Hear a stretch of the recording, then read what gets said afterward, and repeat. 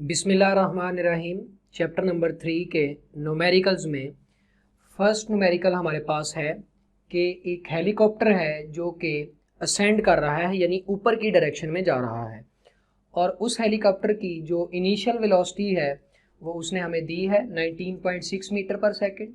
अब हेलीकॉप्टर जो है वो अपवर्ड डायरेक्शन में जा रहा है, तो हेलीकॉप्टर की इनिशियल वेलोसिटी जो है वो अपवर्ड डायरेक्शन में आ जाएगी। तो इनिशियल वेलोसिटी हमारे पास आ गई अपवर्ड डायरेक्शन में, और जब वो हेलीकॉप्टर है वो टॉप पर मौजूद है, तो उस दौरान हमने उस पॉइंट पर एक स्टोन को नीचे फेंका है, और उस पॉइंट से नीचे आने तक, ग्राउंड तक पहुंचने में स्टोन ने जो डिस्टेंस कवर किया है वो हमारे पास है 156.8 मीटर। अब स्टूडेंट्स, इनिशियल वेलोसिटी जो है वो अपवर्ड है, हमने टॉप पॉइंट से स्टोन को फेंका है, तो इनिशियल वेलोसिटी के लिहाज से अगर हम स्टोन के डिस्प्लेसमेंट को देखें तो इनिशियल वेलोसिटी ऊपर को थी हेलीकॉप्टर की, स्टोन नीचे को आ रहा है, लिहाजा मेरे पास इस केस में ये डिस्प्लेसमेंट जो है स्टोन का ये नेगेटिव होगा। वो इसलिए कि इस डिस्प्लेसमेंट की डायरेक्शन जो है वो डाउनवर्ड है और हेलीकॉप्टर की इनिशियल वेलोसिटी जो थी वो अपवर्ड थी। और इसी तरह अगर मैं एक्सेलरेशन की बात करूं जो कि ड्यू टू ग्रेविटी होगा, ग्रेविटेशनल एक्सेलरेशन, तो मैंने आपको बताया है कि ग्रेविटेशनल एक्सेलरेशन का साइन हमेशा इनिशियल वेलोसिटी के लिहाज से देखा जाता है। तो इनिशियल वेलोसिटी हेलीकॉप्टर के ऊपर को थी और फोर्स ऑफ ग्रेविटी नीचे को लग रही थी, जिसकी वजह से ग्रेविटेशनल एक्सेलरेशन नीचे था। तो हमारे पास एक्सेलरेशन ड्यू टू ग्रेविटी जो है, यानी ग्रेविटेशनल एक्सेलरेशन जो है वो भी -9.8 आ जाएगा।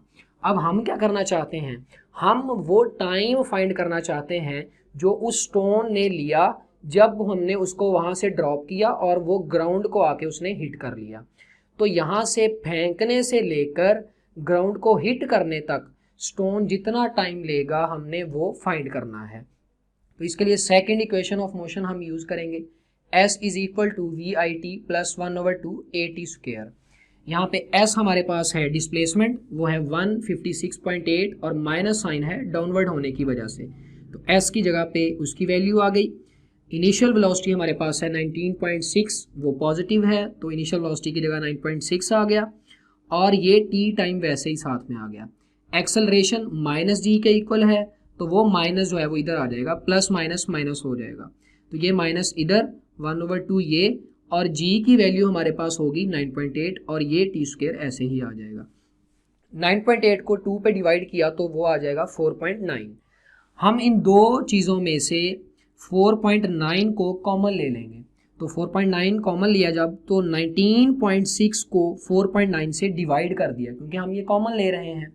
तो 19.6 में से जब हम 4.9 कॉमन लेंगे तो डिवाइड करने के बाद हमारे पास 4 आ जाएगा, तो यहाँ पे 19.6 की जगह 4 रह गया, ये t वैसे ही आ जाएगा, ये माइनस साइन, और यहाँ से ये 4.9 जो है ये बाहर जा चुका है, कॉमन ले लिया है, तो ये t स्क्वायर वैसे ही आ जाएगा। हम इस 4.9 को इधर ले जाकर डिवाइड करवा देंगे, तो यही इक्वेशन हमारे पास आएगी 4t माइनस टी स्क्वायर, और इस चीज़ को हमने इधर डिवाइड करवा दिया, ये -156.8 और डिवाइड में हमारे पास ये 4.9 आ जाएगा। 156.8 को 4.9 पे डिवाइड किया तो आंसर हमारे पास आएगा 32, और ये माइनस साइन वैसे ही है। अब हम क्या करते हैं, हम 4t माइनस टी स्क्वायर इसको दूसरी साइड पर ले जाते हैं, तो ये -32 वैसे ही आ गया, ये 4t इधर प्लस का है, उधर जाके माइनस का हो जाएगा -4t, और ये टी स्क्वायर इधर माइनस का है तो उस साइड पे जाके प्लस हो जाएगा, तो ये बन जाएगा टी स्क्वायर प्लस का, उधर जाके माइनस हुआ -4t, और ये -32, तो इस साइड पे हमारे पास 0 रह जाएगा। अब ये हमारे पास एक क्वाड्रेटिक इक्वेशन है और इसमें हम t वेरिएबल की वैल्यू को फाइंड कर सकते हैं, चाहे हम क्वाड्रेटिक फार्मूला लगा लें या हम कंप्लीटिंग स्क्वायर से कर लें या हम इसकी फैक्टराइजेशन कर लें। तो मैंने फैक्टराइजेशन से किया है, हम इसके दो जोड़े बना लेंगे, तो -4 हमारे पास आएगा कब, जब हम -8 में 4 को ऐड करेंगे, तो -8 + 4 -4, और -8 और 4 को जब मल्टीप्लाई करेंगे तो हमारे पास -32 आ जाएगा, तो इसकी फैक्टराइजेशन हमारे पास ये आ जाएगी। इन दोनों में से टी कॉमन ले लिया तो इधर टी स्क्वायर था, टी कॉमन लिया तो टी रह गया, ये -8 वैसे ही, और ये टी बाहर जा चुका है।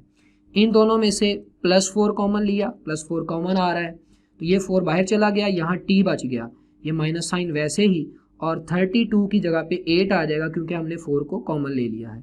इक्वल हमारे पास ये है 0। इस इक्वेशन से हमारे पास दो फैक्टर्स आएंगे, एक आएगा t+4 और एक आएगा t-8। उन दोनों को हमने अलहदा-अलहदा 0 के इक्वल रख लिया।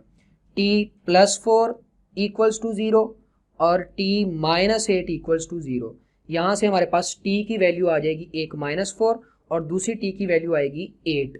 अब स्टूडेंट्स हमें पता है टाइम एक स्केलर क्वांटिटी है और टाइम नेगेटिव नहीं हो सकता, लिहाजा हम -4 वाली वैल्यू को कंसीडर नहीं करेंगे और टाइम हमारे पास आ जाएगा 8 सेकेंड।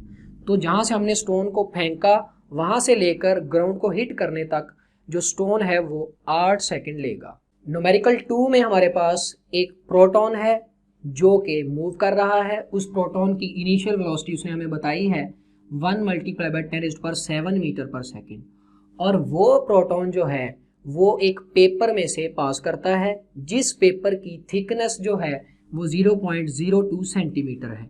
लेट्स सपोज मेरे पास ये एक पेपर है और इस पेपर की जो थिकनेस है वो 0.02 सेंटीमीटर है। तो पेपर की ये वाली अगर थिकनेस होगी तो इसमें से जब एक प्रोटॉन पास करेगा तो वो उतना ही डिस्टेंस कवर करके इस पेपर में से निकलेगा जितनी इस पेपर की थिकनेस है। तो उस प्रोटॉन ने जो डिस्टेंस कवर किया वो हमारे पास है 0.02 सेंटीमीटर। ये पेपर की थिकनेस है, इसको हम मीटर में कन्वर्ट करेंगे। तो स्टूडेंट्स हमें ये पता है कि 1 मीटर में 100 सेंटीमीटर मौजूद होते हैं। अब यहाँ से अगर मैं ये चेक करना चाहता हूँ कि 1 सेंटीमीटर में कितने मीटर हैं, तो इसी को मैं लिखूँगा 1 centimetre equals 1 metre divided by, ये 100 इधर आके डिवाइड हो जाएगा। 1 सेंटीमीटर में 1/100 मीटर होते हैं। ये 1 सेंटीमीटर की वैल्यू जो है मैं मीटर्स में 1/100 यहाँ पे पुट कर दूंगा। तो इस सेंटीमीटर की जगह पे मैं लिख सकता हूँ मल्टीप्लाई बाय 1/100 और ये मीटर आ जाएगा। यानी ये मैंने 1 सेंटीमीटर की जगह पे मीटर्स में वैल्यू पुट की है और ये वाली चीज़ जो है ये मेरे पास आ जाएगी 0.02 मल्टीप्लाई बाय, ये 10⁻² होगा, नीचे ऊपर जाके माइनस हो जाएगा। इसको मैं लिखूंगा 10⁻² और साथ में यूनिट जो है वो मीटर आ जाएगा। तो ये हमने डिस्टेंस को मीटर में कन्वर्ट कर लिया है। अब जब वो प्रोटॉन जो है वो उस पेपर में से इजेक्ट होता है, बाहर निकलता है दूसरी साइड से, तो उस प्रोटॉन की जो फाइनल वेलोसिटी है वो हमें बताई गई है 2 × 10⁻6। और हमें ये कहा गया है कि उस प्रोटॉन का एक तो रिटार्डेशन निकालना है यानी नेगेटिव एक्सेलरेशन, और दूसरा हमने टाइम निकालना है जितने टाइम के लिए वो प्रोटॉन जो है वो उस पेपर में से गुजरा होगा। तो एक्सेलरेशन निकालने के लिए मैंने third equation of motion use की है, 2as = vf², फाइनल वेलोसिटी का स्क्वायर माइनस इनिशियल वेलोसिटी का स्क्वायर। हमें एक्सेलरेशन चाहिए, एक्सेलरेशन वैसे ही आ जाएगा, 2 भी वैसे ही, और s डिस्टेंस है उसकी वैल्यू हमारे पास ये है 0.02 multiply by 10⁻² equals final velocity हमारे पास है 2 × 10⁻6, तो उसकी वैल्यू यहाँ पे पुट कर दी स्क्वायर माइनस इनिशियल वेलोसिटी है ये और उसका हमारे पास ये स्क्वायर आ जाएगा।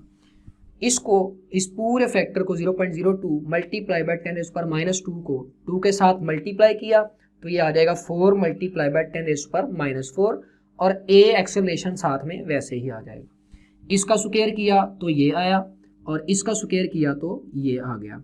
अब स्टूडेंट्स इन दोनों में से हमने 10⁻12 जो है वो कॉमन ले लिया है, इसमें भी है 10⁻12 और इस 10⁻14 को मैं क्या लिख सकता हूँ, 10⁻14 को मैं लिख सकता हूँ 10⁻12 मल्टीप्लाई बाय 10⁻²। तो इन दोनों में से 10⁻12 हमने कॉमन ले लिया, यहाँ पे 4 बच गया, ये बाहर जा चुका है, माइनस साइन ये 10⁻12 बाहर जा चुका है, तो यहाँ पे हमारे पास आ जाएगा 10⁻²।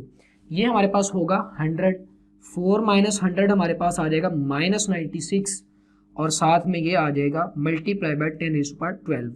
हमें एक्सेलरेशन चाहिए तो ये वाली जो चीज़ है हम इसे उधर जाके डिवाइड करवा देंगे। तो इसको डिवाइड किया तो माइनस साइन वैसे ही आ गया और डिवाइड करने के बाद हमें ये आंसर मिला 2.4 मल्टीप्लाई बाय 10⁻17। अब ये एक्सेलरेशन है और इसके साथ माइनस साइन है, लिहाजा ये हमारे पास रिटार्डेशन होगा। टाइम निकालने के लिए हमने एक्सेलरेशन का फार्मूला यूज़ किया है। एक्सेलरेशन होता है change in velocity per unit time, तो final velocity minus initial velocity divided by time. Final velocity भी हमें दी गई है, इनिशियल वेलोसिटी भी हमें दी गई है, और एक्सेलरेशन हमने ये निकाला है और टाइम हम निकालना चाहते हैं। तो एक्सेलरेशन इधर ले आए, टाइम इधर चला गया, तो t equals v f minus v i, a इधर जा चुका है, t इधर आ चुका है, तो ए इधर आ जाएगा। वी एफ की वैल्यू पुट की, माइनस वी आई की वैल्यू पुट की, और डिवाइड में एक्सेलरेशन की वैल्यू पुट कर दी। इस सारे को हमने सॉल्व किया तो हमें जो है वो t की वैल्यू मिल जाएगी। तो यहाँ से हमारे पास टाइम आएगा 3.3 मल्टीप्लाई बाय 10⁻11 सेकेंड। तो ये वो टाइम होगा जितने टाइम के लिए वो प्रोटॉन जो है वो पेपर में से पास करेगा। न्यूमेरिकल नंबर 4 जो है उसमें हमारे पास एक स्प्रिंग है और इस स्प्रिंग को कंप्रेस किया हुआ है फोर्स लगाकर, और इस स्प्रिंग की दोनों साइडों पर ब्लॉक हैं। एक ब्लॉक है ये वाला, इसका मैस M1 ले लें, और एक ब्लॉक है इस साइड पे, उसका मैस जो है वो M2 ले लें। अब ये दोनों मैस जो हैं हमने स्प्रिंग के साथ इनको अटैच करके स्प्रिंग को कंप्रेस किया हुआ है, और जब हम स्प्रिंग को छोड़ेंगे, फ्री करेंगे, तो ये मैसेज जो हैं ये इस तरह से मूव करेंगे, क्योंकि स्प्रिंग जो है वो इस तरह से स्ट्रेच हो जाएगा। तो स्टूडेंट्स M1 और M2 जो हैं वो इनिशियली रेस्ट की कंडीशन में है, तो M2 की वेलोसिटी मेरे पास होगी V2 और M1 की वेलोसिटी मेरे पास होगी V1, और ये दोनों जो हैं ये ज़ीरो होंगी क्योंकि दोनों इनिशियली रेस्ट की कंडीशन में है। हमने फाइंड क्या करना है, हमने फाइंड ये करना है कि जब हमने मैसेज को यहाँ से फ्री किया तो ये स्प्रिंग जो है ये स्ट्रेच हुआ, तो ये मैस भी किसी वेलोसिटी के साथ मूव करेगा, तो इसकी फाइनल वेलोसिटी को मैं V1 डैश से रिप्रेजेंट कर देता हूँ, और ये M2 इस डायरेक्शन में मूव करेगा, तो इसकी वेलोसिटी को मैं V2 डैश कह देता हूँ। तो V1 डैश इधर को होगी और V2 डैश जो है वो इधर को होगी, यानी फ्री करने के बाद जब स्प्रिंग स्ट्रेच होगा तो दोनों ब्लॉक्स की वेलोसिटी जो है वो ऑपोजिट डायरेक्शन में होगी। तो मैं उन दोनों मैसेज की वेलोसिटी की रेशो निकालना चाहता हूँ फ्री करने के बाद। Ratio V1 dash divided by V2 dash भी हो सकती है और V2 dash by V1 dash भी हो सकती है, दोनों में से आप कुछ भी कह लें वो हम फाइंड करेंगे। तो इसके लिए स्टूडेंट्स इनिशियल मोमेंटम हमारे पास इस सिस्टम का क्या होगा, हमें पता है मोमेंटम होता है mv, तो इनिशियल मोमेंटम इस सिस्टम का आएगा मोमेंटम ऑफ m1, वो हमारे पास है m1 v1, और उसमें ऐड करूंगा मोमेंटम ऑफ m2 जो हमारे पास होगा m2 v2। अब हमें ये पता है कि इनिशियली दोनों मैस जो हैं वो उनकी इनिशियल वेलोसिटी ज़ीरो है, v2 भी ज़ीरो है और v1 भी ज़ीरो है। तो जब v1 भी ज़ीरो हो जाएगा, v2 भी ज़ीरो हो जाएगा, तो हमारे पास इस सिस्टम का इनिशियल मोमेंटम टोटल जो है वो ज़ीरो आ जाएगा। फाइनल मोमेंटम हमारे पास क्या होगा, फाइनल मोमेंटम में जो हमारे पास वेलोसिटी होगी m1 की वो होगी v1 डैश, और जो वेलोसिटी होगी m2 की वो होगी v2 डैश। अब v1 डैश इधर को जाएगा, v2 डैश इधर को जाएगा। अगर मैं v1 डैश को पॉजिटिव ले लूँ तो v2 डैश जो है वो नेगेटिव लेना पड़ेगा, क्योंकि v1 डैश के मुकाबले में v2 डैश की जो वेलोसिटी है वो अपोजिट डायरेक्शन में है। तो मैंने ये लिखा है m2 v2 डैश, मैंने इसको पॉजिटिव ले लिया, अब चाहे इसको पॉजिटिव ले लें चाहे इसको पॉजिटिव ले लें, तो m2 v2 dash final momentum of this mass free करने के बाद, और final momentum of this mass आएगा m1 v1 डैश, और ये वेलोसिटी इसके अपोजिट है लिहाजा इसके साथ माइनस साइन आ जाएगा। अब law of conservation of momentum हमने इस चैप्टर में पढ़ा है, वो ये कहता है कि किसी भी आइसोलेटेड सिस्टम का इनिशियल मोमेंटम और फाइनल मोमेंटम दोनों इक्वल होने चाहिए। तो सिस्टम का इनिशियल मोमेंटम और फाइनल मोमेंटम दोनों को इक्वेट कर दिया। इनिशियल मोमेंटम है हमारे पास 0 और फाइनल मोमेंटम है हमारे पास ये, यहाँ से ये माइनस वाला फैक्टर जो है ये दूसरी साइड पर चला गया तो प्लस हो जाएगा, तो हमारे पास ये चीज़ आएगी। यहाँ से हम अगर m1 को इधर रखें m2 को इधर ले आएँ तो ये आ जाएगा m1 डिवाइडेड बाय m2, ये v1 डैश जो है ये इधर जाके डिवाइड हो जाएगा, v2 डैश वैसे ही है और v1 डैश जो है वो इधर आके डिवाइड हो चुका है, तो ये हमारे पास उनकी वेलोसिटीज़ की रेशो आ जाएगी।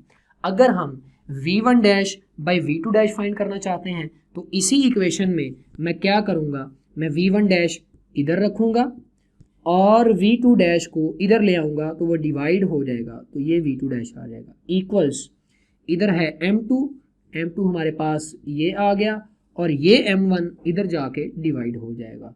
तो इस तरह से हम उन दोनों ब्लॉक्स की वेलोसिटीज़ की रेशो को निकाल सकते हैं जब स्प्रिंग जो है वो स्ट्रेच हुआ होगा। न्यूमेरिकल नंबर 6 बिल्कुल वैसे ही है जैसे मैंने आपको अभी न्यूमेरिकल नंबर 4 करवाया है। उसके बाद है न्यूमेरिकल नंबर 7 और इस न्यूमेरिकल में डेटा ये है कि एक इलेक्ट्रॉन है और एक हाइड्रोजन एटम है और इलेक्ट्रॉन जो है उसका मैस बताया है, उसको हमने m1 से रिप्रेजेंट कर लिया और इलेक्ट्रॉन एक वेलोसिटी के साथ मूव कर रहा है जिसकी वैल्यू उसने हमें बताई है। तो इलेक्ट्रॉन की इनिशियल वेलोसिटी आ गई v1 और ये इलेक्ट्रॉन जो है ये एक हाइड्रोजन एटम के साथ टकराता है। उस हाइड्रोजन एटम का मैस ये दिया गया है और कहा यह गया है कि वो हाइड्रोजन एटम जो है वो रेस्ट की कंडीशन में है, लिहाजा मैं ये कह सकता हूँ कि उस हाइड्रोजन एटम की जो वेलोसिटी होगी जिसको मैं यहाँ पे v2 से रिप्रेजेंट करूँगा वो 0 होगी। हमने फाइंड क्या करना है, हमने फाइंड ये करना है कि इलेक्ट्रॉन जब हाइड्रोजन एटम के साथ जाके टकराता है जो कि रेस्ट की कंडीशन में है, तो टकराने के बाद जो हाइड्रोजन एटम है वो किस वेलोसिटी के साथ मूव करता है, यानी कि हमने v2 डैश को फाइंड करना है जो कि वेलोसिटी है हाइड्रोजन एटम की आफ्टर कोलिजन। तो हमने elastic collision in one dimension में दो फार्मूलाज पढ़े थे, एक v1 डैश का और v2 डैश का। हमें v2 डैश चाहिए तो मैं v2 डैश का ये फार्मूला लगा दूंगा। अब यहाँ पे स्टूडेंट्स v2 हमारे पास 0 है, जब v2 यहाँ पे 0 पुट करेंगे तो ये सारा फैक्टर जो है हमारे पास ये 0 हो जाएगा। प्लस 2 m1 की वैल्यू पुट की जो हमारे पास ये है मैस ऑफ इलेक्ट्रॉन, और उसके बाद हमने इलेक्ट्रॉन की वेलोसिटी पुट की। डिवाइड में हमारे पास है इलेक्ट्रॉन का मैस, उसको ऐड कर लिया, किस में, हमने प्रोटॉन के मैस में उसको ऐड कर दिया क्योंकि m1 प्लस m2 है डिनोमिनेटर में। तो इस सारे को हल करने के बाद हमारे पास जो हाइड्रोजन एटम की वेलोसिटी आएगी आफ्टर कोलिजन उसकी वैल्यू होगी 2.18 मल्टीप्लाई बाय 10⁴ मीटर पर सेकेंड। तो बाकी न्यूमेरिकल्स को स्टूडेंट हम नेक्स्ट लेक्चर में डिस्कस करेंगे।